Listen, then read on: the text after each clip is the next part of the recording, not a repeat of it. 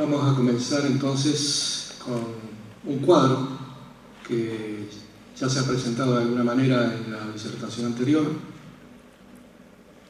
y en específico vamos a tratar el tema de protección pasiva, ya que preventiva y activa ha sido presentada anteriormente, dado que el incendio en sí, pues tenemos que decir que es un problema muy complejo. Aquí la protección pasiva la podemos subdividir a su vez en la protección humana y la protección estructural. Aquí tenemos entonces un ensayo en la protección humana de una definición de lo que sería la evacuación. Es un proceso mediante el cual una o varias personas que están sometidas a un riesgo crítico pueden salir por vías seguras o protegerse temporalmente para luego alcanzar la salida final, llegando a lugares completamente protegidos a través de circulaciones horizontales y o verticales. ¿Cuáles son los motivos principales para una evacuación? Un incendio, un escape de gas, una amenaza de explosivos, una inundación, un terremoto, un tsunami, un tornado, un huracán y algunas otras que por ahí puedan suceder. Tenemos para abordar estos problemas una serie de normas prescriptivas. Entre las normas nacionales podemos mencionar una ley muy antigua, pero para el caso del ambiente laboral es obligatorio por estas cuestiones de las ART y la SRT, que es la 19.587, que es del año 72, ya vemos la cantidad de años que tiene, y un decreto reglamentario 351 del año 79, que desde los artículos aquí, como lo pueden ver, del 160 al 187 y de un anexo 7, que prácticamente son 18 o 20 hojas, nada más que eso, habla del tema de incendios. Después tenemos normas de uso internacional que son muy modernas y seguras, como las NFPA, que ya algunas de ellas fue mencionada por el anterior disertante,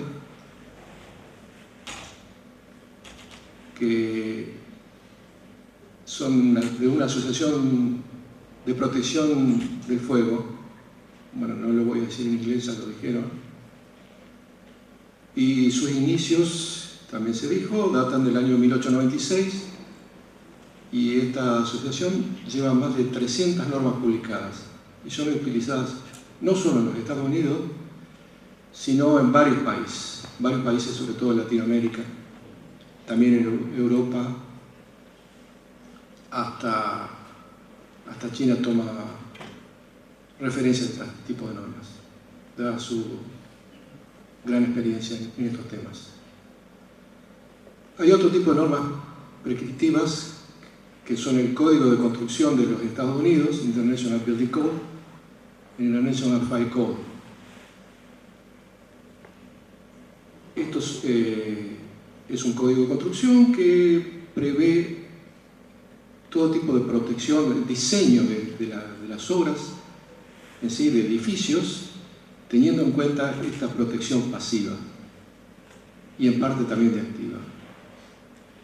En específico, vamos a hablar un poquito de este código, que es el NFPA 101, que es el Código de Seguridad Humana, que tiene un determinado propósito, que acá lo podemos ver, y es de proporcionar los requisitos mínimos con la debida consideración hacia la función para el diseño, la operación y el mantenimiento de edificios y estructuras para la seguridad de la vida humana contra los incendios.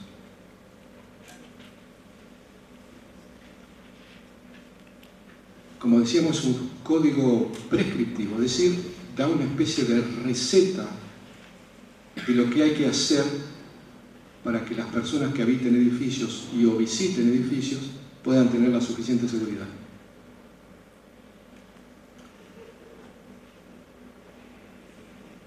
Entonces, este código, decíamos, cubre un montón de aspectos, entre ellos los problemas o los temas de egreso, rociadores, alarmas, iluminación de emergencia, barreras cortafuego, cortahumo y otros riesgos especiales más. ¿Qué comprende? Bueno, acá tenemos un índice que lo podemos, no sé si se lee suficientemente ahí, pero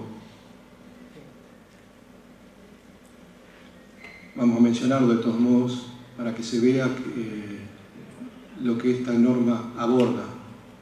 Capítulo 1, bueno, de la administración, referencias mandatorias, definiciones, generalidades, y acá subrayé el capítulo 5, que es el tema del diseño basado en desempeño. Y ya vamos a ver más adelante qué significa eso. Capítulo 6, clasificación de los ocupantes y el riesgo de los contenidos. Otro subrayado es de los medios de egreso. Luego vienen aspectos generales de protección contra incendio, equipos de servicios de edificios y de protección contra incendio. Capítulo 10, acabados de interiores, contenidos inmobiliarios. Capítulo 11, estructuras especiales y edificios de gran altura. 12, ocupaciones nuevas para las reuniones públicas, ocupaciones existentes para reuniones públicas, ocupaciones educativas nuevas, ocupaciones educativas existentes, guarderías nuevas, guarderías existentes, ocupaciones sanitarias nuevas, ocupaciones sanitarias existentes, ocupaciones sanitarias nuevas para pacientes ambulatorios, instalaciones sanitarias existentes para pacientes ambulatorios, ocupaciones penitenciarias y correccionales nuevas y también existentes, viviendas unifamiliares, y hay capítulos reservados también porque esta es una norma que está en permanente avance de investigación.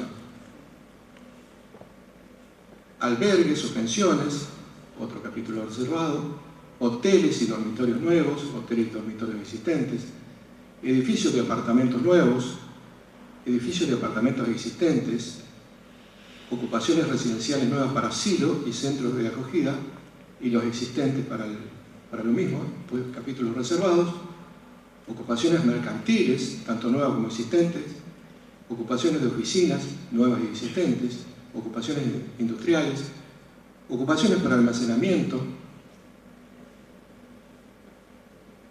y en realidad son por ahora 42 capítulos con algunos reservados y varios anexos.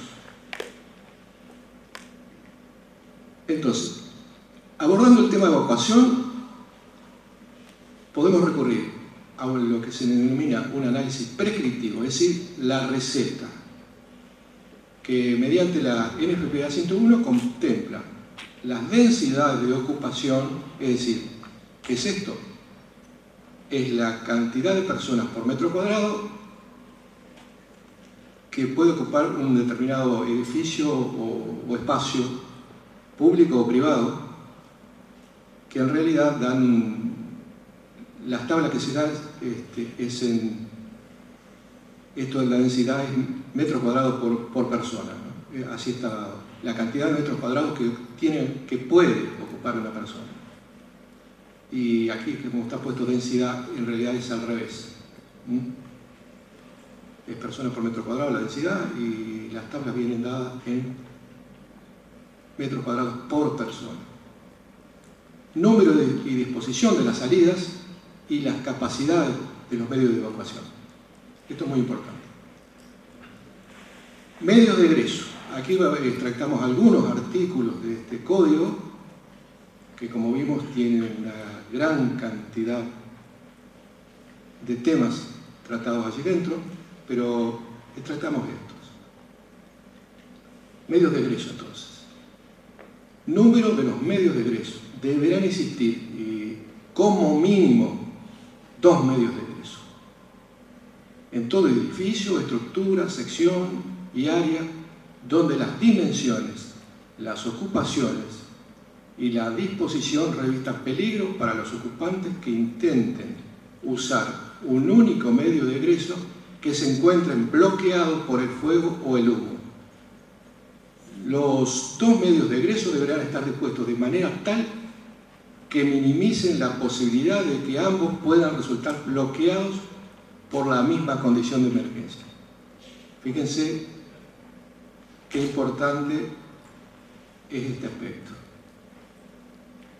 Medios de egreso. Y aquí se subdividen en tres componentes. Los accesos a la salida propiamente y la descarga de salida. Acá tenemos unos esquemas propios de la norma y de algunos manuales que aclaran un poco más la norma con respecto a los anexos de salida. A ver si podemos señalar dónde quedó el...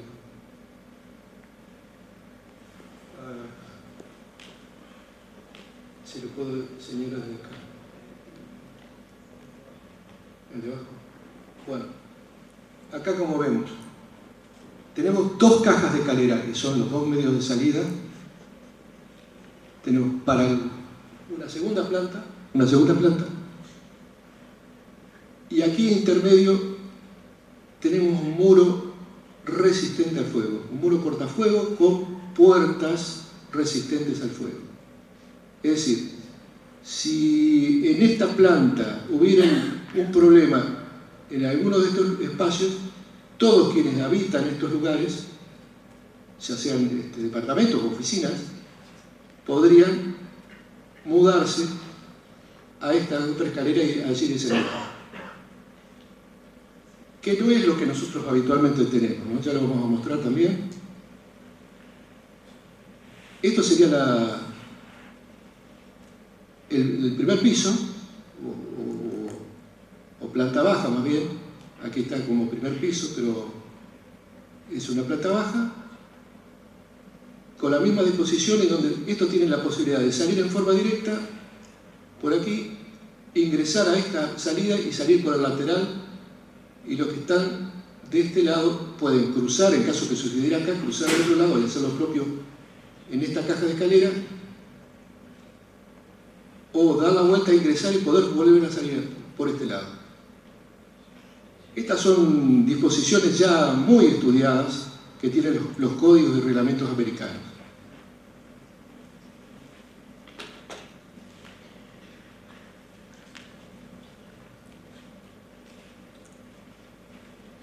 Aquí tenemos señalados en celeste las mismas plantas, pero en celeste ya lo que es la forma de salida, ¿no?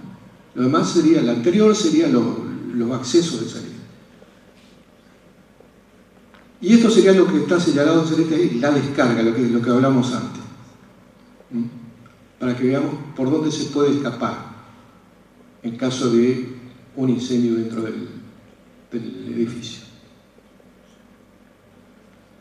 Este otro caso, fijémonos que las cajas de escalera están desplazadas ahí. En caso de que ocurriera un incendio en algún punto de ellos, uno podría desafectar de ese punto y escapar por el otro lado. Otra forma de salida, siempre con mínimo, insisto, que es como prescribe la norma, 2 salidas independientes. En este caso se ven 2 cajas de escalera para un edificio de altura. Ahora, ¿qué tenemos acá? Ahí se titularon accesos a salidas peligrosas. ¿Por qué? No cumplirían con esta norma. Y acá uno vería una planta normal que tenemos en los edificios que se construyen en distintas ciudades del país, y si hablamos, en el caso de Concordia sucede exactamente lo mismo. Uno mira esta planta y dice, qué bien, está muy bien distribuida, el espacio común es pequeño, quiere decir que pagamos menos gastos comunes, pero el problema que tenemos aquí es que si se en ese pasillo pequeño se produjera un incendio, ¿por dónde salimos? Acá tenemos otro caso, y con escalera abierta, ya vemos que no tiene ninguna puerta siquiera para sellarla. Hermosa planta, 4 departamentos, grandes. Sin embargo, este tipo de cosas no han sido observadas. Tenemos 8 departamentos, 4 de un ambiente y 4 de monoambiente. Muy bien distribuida. Sin embargo, otra vez insisto, este tema no ha sido observado por falta seguramente de prescripción, observación de otras normas y atención a los problemas, pero es la realidad que tenemos. Bien, otro artículo que tratamos es el de señalización de los sistemas de egreso, que toda salida debe tener claramente visible el camino para alcanzar la salida en caso de un incidente. Y decimos que todo medio de egreso en su totalidad estará dispuesto o marcado de manera tal que el camino hacia una zona de seguridad se encuentre indicado en forma clara. Ahora bien, no sé si alguno de ustedes lo habrá observado, pero yo lo único que he visto es estos carteles verdes que indican la salida. Sin embargo, en caso de un incendio, alguna persona puede equivocar y no hay nada que diga por acá no. Por eso es importante ir por la positiva y también por la negativa, como en el caso del cartel rojo con fondo con letras blancas. Creo que eso sería una medida muy interesante de utilizar, ya que las personas en un caso así no reaccionan, algunas sí, pero otras no reaccionan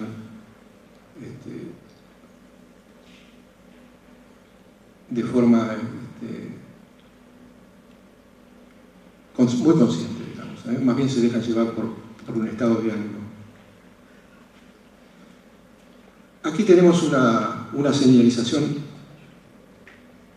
muy importante en caso inclusive de corte de la energía eléctrica, que es lo que generalmente sucedería y que es lo primero que creo que hacen los bomberos cuando llegan a un lugar. Se cercioran de cortar la energía eléctrica y para escapar, si no cuenta con alguna otro tipo de iluminación en otro lado, no se verían los medios de salida claramente. Así que este tipo de solución sería muy adecuado. Un tema otro de los artículos que fueron tratados es el tema de las aberturas verticales. Y lo hemos visto en experiencias de incendios ocurridas en Buenos Aires. Entonces, ya el código ya lo preveía. Sin embargo, los edificios construidos que hemos visto no lo contemplan. Por ejemplo, todas las aberturas verticales de cada piso de un edificio deben encontrarse cercadas o protegidas según sea necesario para procurar un nivel de seguridad aceptable a los ocupantes mientras utilizan los medios de ingreso y para evitar la propagación del fuego, humo o emanaciones a través de las aberturas verticales de piso a piso antes de que los ocupantes hayan alcanzado la salida. Por ejemplo, aquí hubo un incendio en estos plenos o ductos donde suben los servicios, no son interrumpidos o por lo menos sellados de piso a piso, y esto hace un efecto de chimenea y lleva el humo tóxico a los pisos siguientes. Acá vemos un par de fotografías donde esto ha sucedido en un edificio de Buenos Aires, por ejemplo, que ha sido causa de muerte, ¿no? En intoxicarse los pisos superiores con el efecto chimenea que ha producido el no sellar piso a piso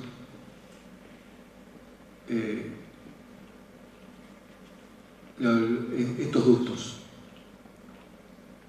es una cosa fácil de hacerlo, ¿no? Simplemente hasta para los humos a veces poner una placa muy delgada, pero con eso evitaría, aunque bien sellada por supuesto, pero con eso evitaría que el humo subiera. Una cosa que habría que tener en cuenta es el tema de la presurización de las escaleras. Acá se ven unos esquemas en el cual hay unos detectores de humo. Esta caja roja que vemos ahí es un artefacto de notificación que coordina todas las acciones, que te manda una señal a un artefacto que le da la orden de encendido a un sistema soplador, que en este caso se encuentra en la azotea.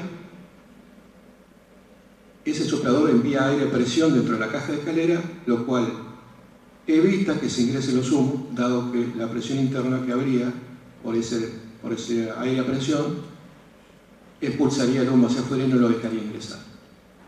Creo que estos son cosas muy importantes a tener en cuenta en los edificios.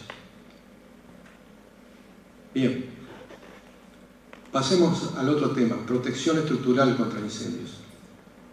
Acá vemos un par de edificios, uno de hormigón armado y otro metálico, que han sufrido incendios.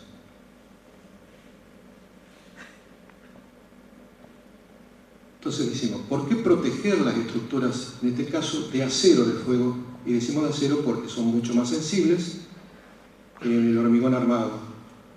Aunque a veces en el hormigón armado debemos tener en cuenta los recubrimientos de armadura para retrasar, y digo retrasar porque no es que los evite totalmente, sino que los retrasan en el tiempo de que llegue el calor a las armaduras.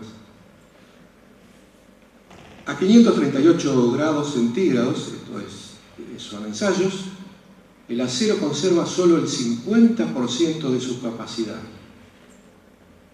Las estructuras de acero, al alcanzarla, pueden colapsar en breves momentos. ¿Qué hace la protección contra el fuego en las estructuras? Bueno, aíslan el acero y el hormigón del calor proporcionado por el fuego, retardando en el tiempo el incremento de la temperatura. ¿Para qué la protección estructural contra el incendio? Por la seguridad de las personas durante la evacuación, la seguridad de los bomberos durante la extinción en caso de hallarse dentro del edificio, por reducción de los costos, por daño a la propiedad, a los equipos, al mobiliario, para disminuir los costos y el mejoramiento de las condiciones de los seguros, y por la responsabilidad legal o, si no tuviera legal, moral, de quien construye el edificio. Aquí tenemos distintos tipos de protección para las estructuras de acero. Protección cementicia de alta sensibilidad contra el incendio en la estructura de acero. Esto es una proyección, es decir, un tipo unitado Jockret de una estructura de acero que sería un retardante de que la temperatura llegue al alma de esos perfiles, y en el mientras tanto se procedería a apagar por medios propios o a través del cuerpo de bomberos.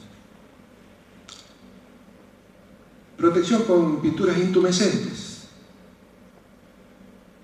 Es una pintura especial que se inflama, se hincha con el calor y así produce una capa, acá vemos que aísla por un tiempo, insisto siempre con el tiempo, a estas estructuras. Aquí vemos un perfil de ala anchas sobre la izquierda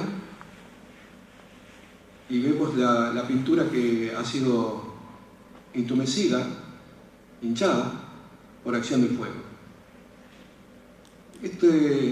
Estas capas, más o menos entre 30 y 50 veces el espesor de la capa es lo que se inflama. y tiene una resistencia, porque distintas pinturas, entre 15 y 180 minutos. En la derecha vemos una nave industrial pintada con este tipo de pintura y vemos que tiene una terminación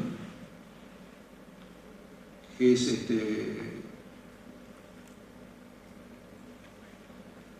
no sería algo desagradable, digamos. Es una pintura como cualquiera que una vez alcanzada por el fuego reacciona como lo que estamos mostrando. Otro tipo de protección, con placas de lana mineral, por ejemplo, u otro tipo de placas.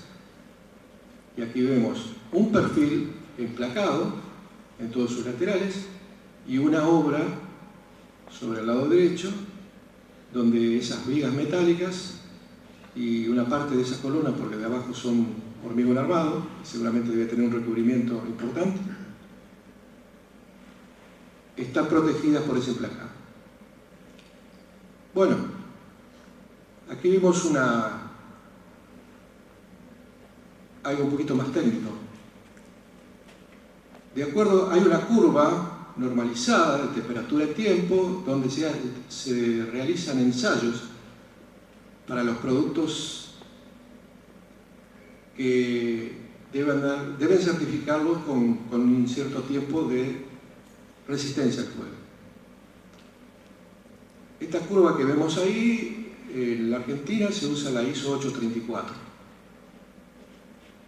En los Estados Unidos se usa la ASTM E119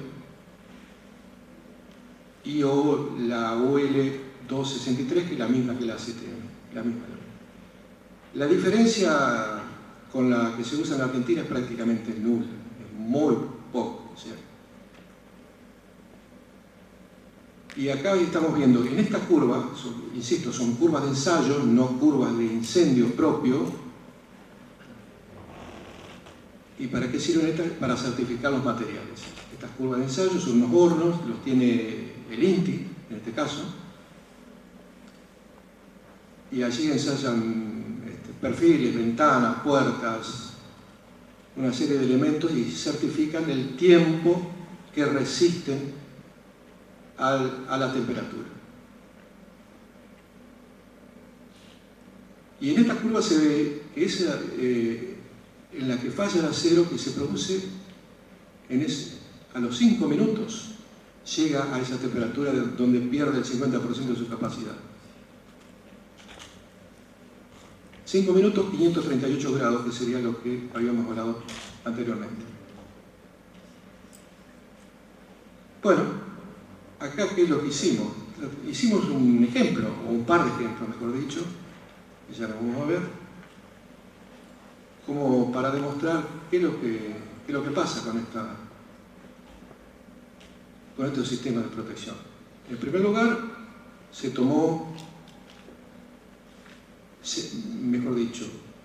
requirió un fuego de 3 horas, es decir, 3 horas para llegar a esa temperatura de 538 grados. Entonces, se hizo un ejemplo con una columna de perfil de ala ancha, tipo americano, cubierta por un hormigón de densidad normal y que crea acá una caja, en este caso de 18 pulgadas por 18, y ahí abajo está prácticamente 46 centímetros por 46. Tiene un buen recubrimiento en un sentido, casi 5 centímetros, y en uno 4,45. Prácticamente lo mismo. Bien, aquí hay una serie de calculitos ahí que no vienen al caso, dado que las formulaciones están en unidades inglesas, bueno, hubo que trabajarlas así. ¿Qué dio por resultado esto? Bueno, se pedía 3 horas, bueno, para este caso habría que ampliarlo un poquito más en el espesor, pero dio 2,86 horas, casi las 3 horas. Ahora se requiere para el mismo perfil una resistencia al fuego de 3 horas también, el mismo perfil, pero con una protección de placas de lana de vidrio o de lana mineral, tipo de esas que se ocupan en hornos. Y hay una normativa, en este caso las temperaturas para las que se pide esta es la STM 119, que decíamos que era prácticamente la misma que la que se usa en Argentina, ISO 834. ¿Quiénes son los que piden esto?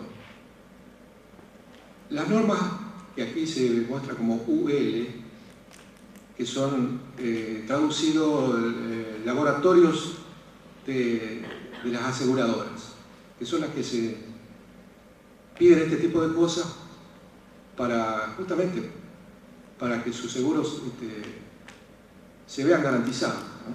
Eso es de interés de las aseguradoras este tema. Por eso tienen hasta una normativa donde existen estas cosas y todo material se encuentra en un listado aprobado por ellos. Aquí hay, bueno, otra vez un calculito, y las 3 horas se cumple con un espesor de placas de lana mineral de 3,65 centímetros. Inclusive si sumamos los espesores, el espesor total externo de esa columna, en este caso con placa, da menor el espesor, ¿no? Menor el tamaño de columna de la sección. Bueno, pues estos son números para poder discutir los costos después, ¿no? De qué es lo que es más adecuado como solución. Bien, un tercer tema es la simulación computacional. ¿Qué es esto? Bueno, es un modelo que se desarrolló en los Estados Unidos, en el Instituto Nacional de Normalización y Tecnología, una especie de INTI, solo que bastante más desarrollado, diría yo. Y este sistema es un sistema que lo que hace es rastrear la generación y movimiento de los gases del incendio en base a las leyes de conservación de la masa, el impulso de las especies y la energía.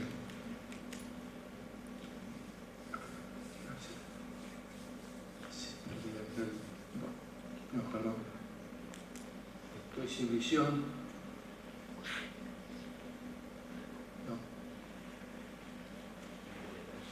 No, para adelante. Perdí el botón. Ahí está.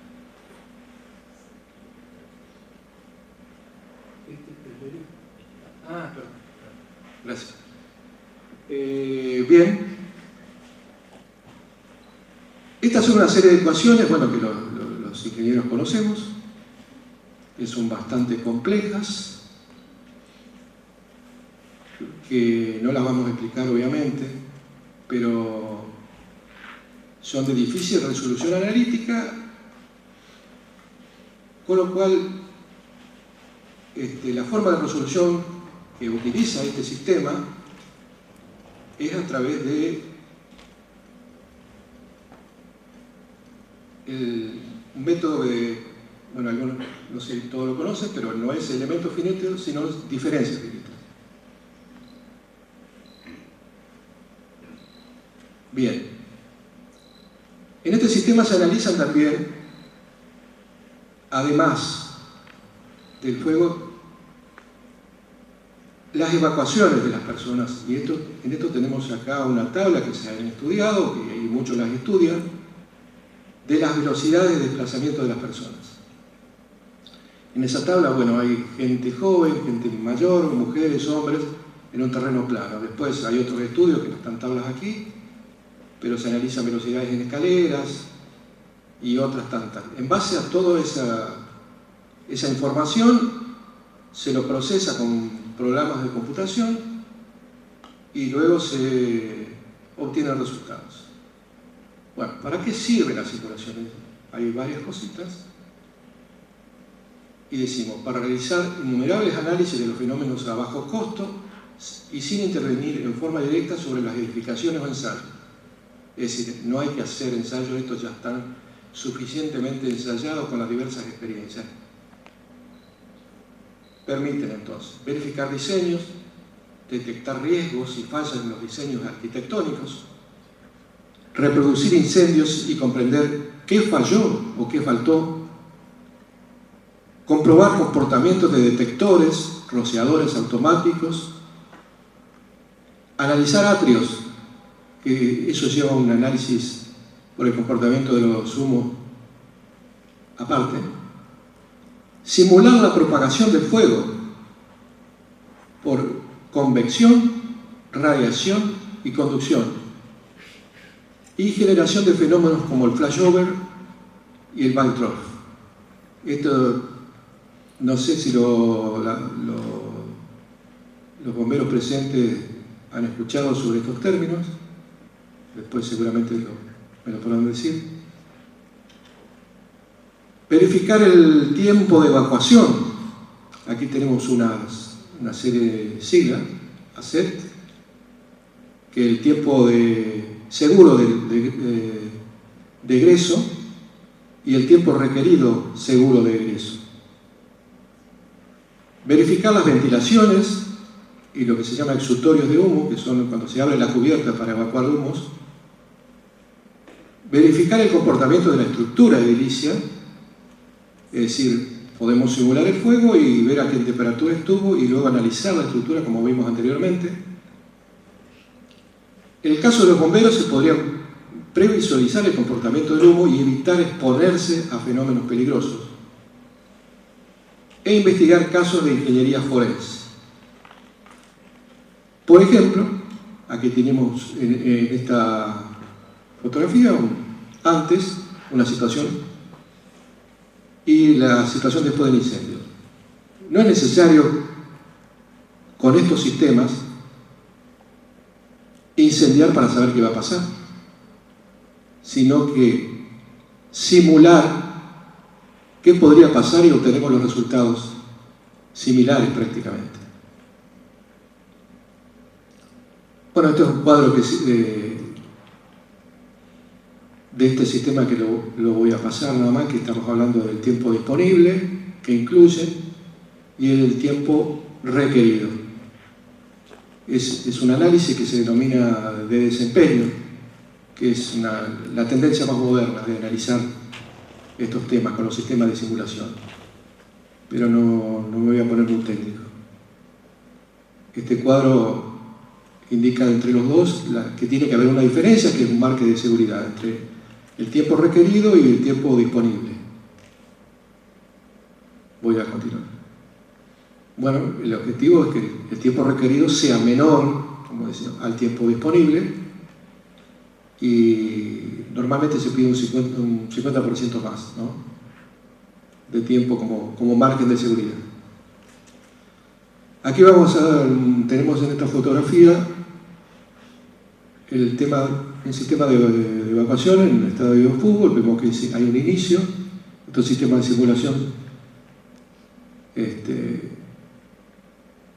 son muy precisos y además muchos de ellos en programas comerciales que son muy caros, tienen un tema gráfico muy desarrollado.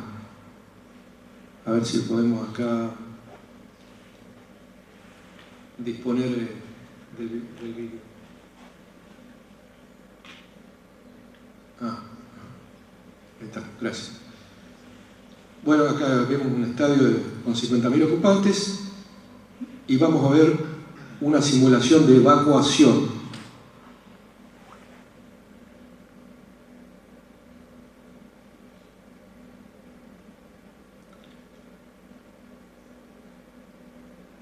Bueno, primero una toma aérea ahí, ¿no?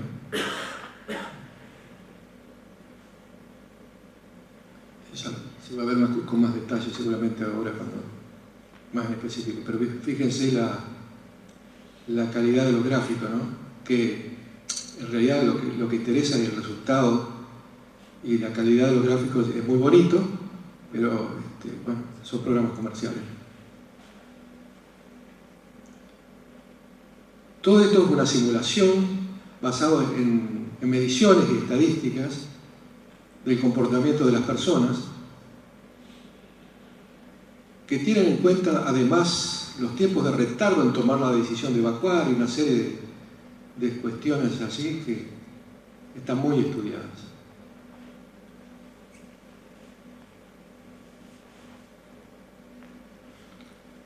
Bueno, es un videito no muy extenso por cuestiones de tiempo, pero a ver. Sí, bueno, sí.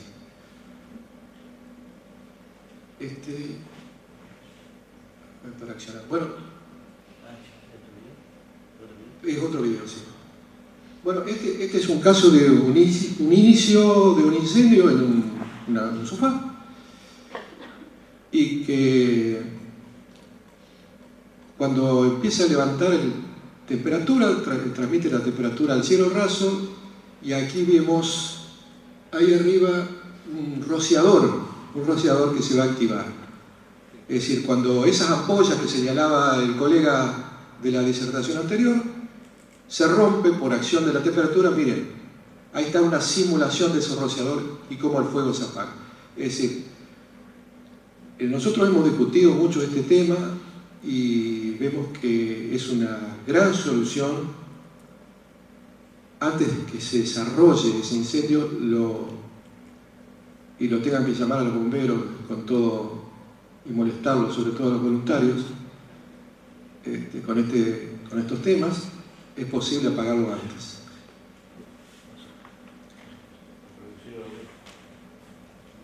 Bien, acá vamos a hablar un poquito de la aplicación en la ingeniería forense, que se ocupa también una norma del FPA 921 en este caso. Es una guía para incendios, explosiones, o sea, para investigaciones de explosiones e incendios. Estamos comparando una fotografía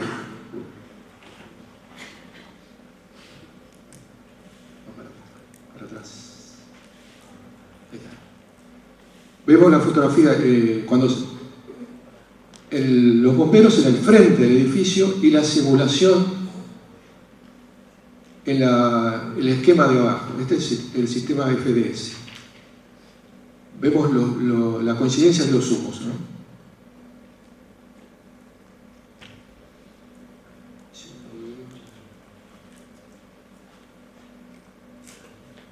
Ahí, a ver. No, eso es otra fotografía. Acá abajo. Bueno. Esta es la parte del contrafrente, la parte de atrás, y vemos una secuencia de fotografías y su simulación adherida, ¿no? a su lado, digamos. Vemos la gran coincidencia en la simulación entre el incendio real y el incendio simulado. Les cuento qué es lo que pasó aquí. Bueno, fallecen 2 bomberos por acción de este incendio. Entonces, el Cuerpo de Bomberos de San Francisco le encarga al instituto NIST la simulación de este incendio para ver qué había pasado y por qué.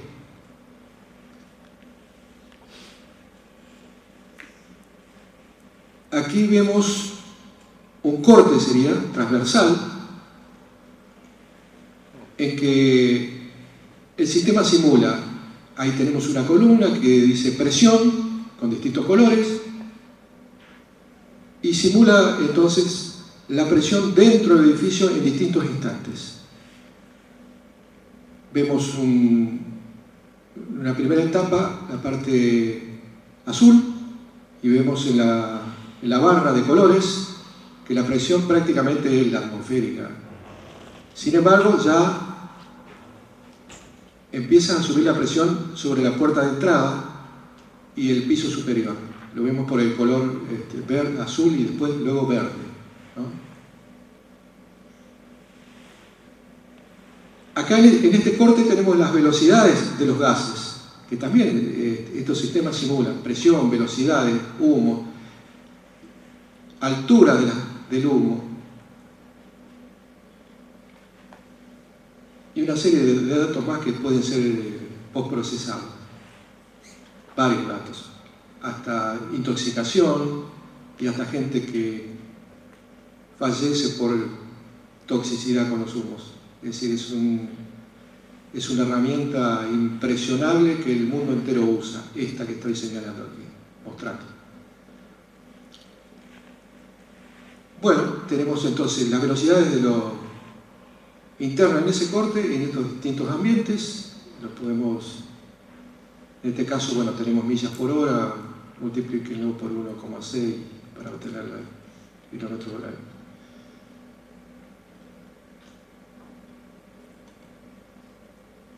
Tengo problemas con el botón. Ahí está. Acá, ¿qué es lo que pasó? Por causa de las presiones internas, los aventanamientos del contrafrente se rompen. ¿Qué pasa ahí? Bueno, si ustedes miran la barra de velocidades van a ver que aumenta las velocidades por ventilación. Y aquí en esta barra señalamos la temperatura. Fíjense esas zonas rojas que, bueno, están en Fahrenheit, pero son más o menos unos 800 grados, un poquito menos tal vez, aunque si está a la mitad, más o menos esa zona roja aumenta la temperatura en 800 grados, más o menos, en el interior y la parte baja.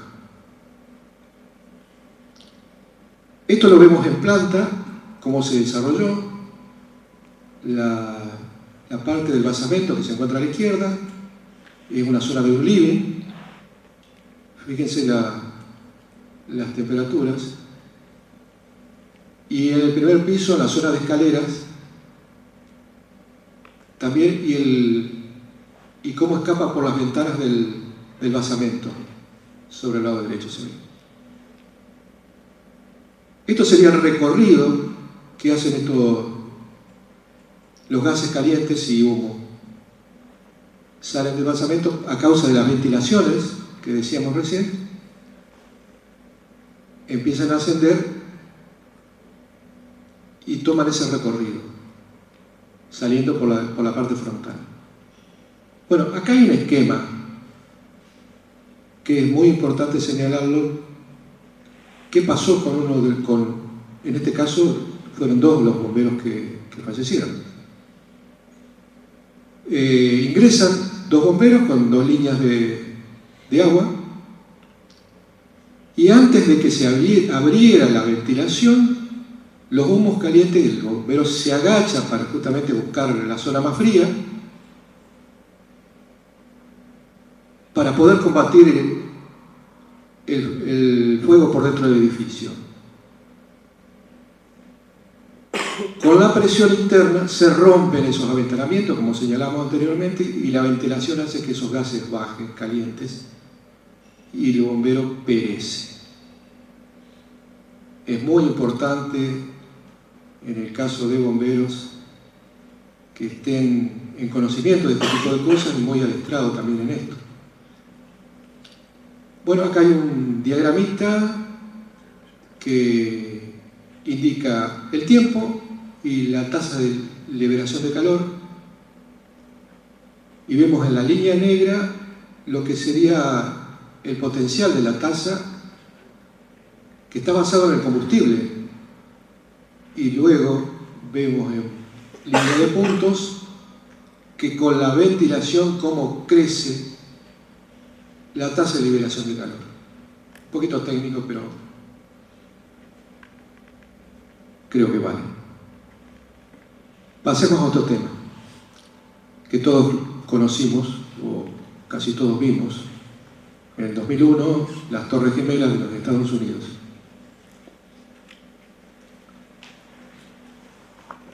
Con este sistema, en ese momento, el NIST fue el que analizó porque decían que no, las temperaturas no eran suficientes para las columnas y una serie de dudas de qué habían pasado con estas torres. Bueno, le dieron, por lo menos para analizar las temperaturas ocurridas. Entonces, este mismo sistema que hoy nosotros disponemos fue utilizado en estas torres y vemos en el minuto cero, ahí no sé si se alcanza a ver la barrita, tal vez no para quienes están lejos. Minuto cero, el color es azul, es decir, no hay temperatura. Luego del impacto, a los minuto 30, minuto 32, hay una temperatura allí, más o menos el color rojo, de 1000 grados centígrados. Esas son las siglas. A la hora 40 ya se traslada hacia el lado opuesto del edificio esa temperatura. Luego se analizaron las columnas. Claro, solamente al minuto 40 de ocurrido el hecho. Entonces tenemos columnas que están frías, digamos por las barras, 0 grados centígrados, y luego vemos otras de otros colores donde va subiendo 300, 400 grados al minuto 40 en las dos torres. Bueno, eso sería fundamentalmente temas de ingeniería forense, ¿no? Ahora vamos a ver un nuevo videíto de un escape en un local comercial donde tiene esto, los llamados atrios, que son estas zonas de altura, y luego unas bandejas de entrepiso. A ver, vamos a mencionar. Tenemos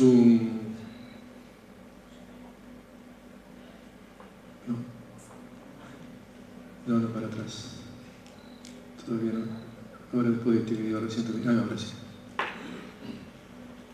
Bueno, está un poquito acelerado por una cuestión de tiempo, no sé cómo estoy con el tiempo, pero ya se termina.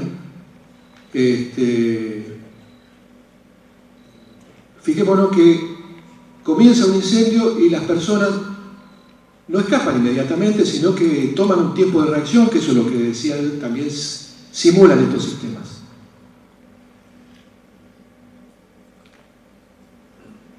Gráficamente no es tan sofisticado como los comerciales, pero el motor de cálculo de los comerciales lo han sacado de este instituto, es decir, le han agregado más facilidad de ingreso y también de ingreso de datos con la parte gráfica, ¿no? Ahí vemos el escape de las personas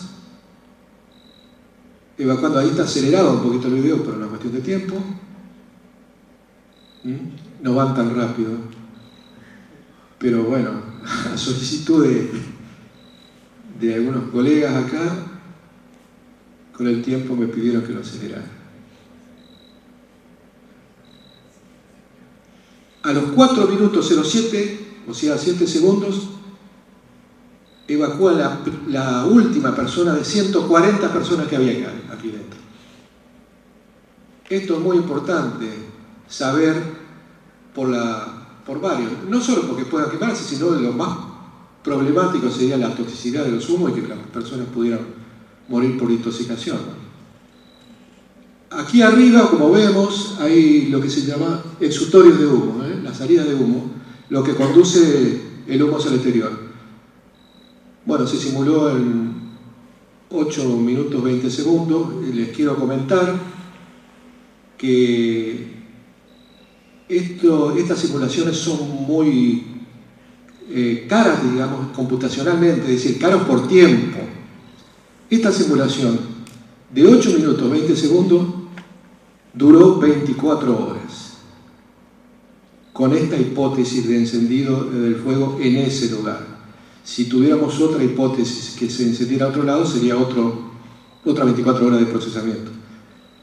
Y hay casos muy complejos que duran hasta días, porque van avanzando en centésimas de segundo en el procesamiento de esas ecuaciones que mostramos allí.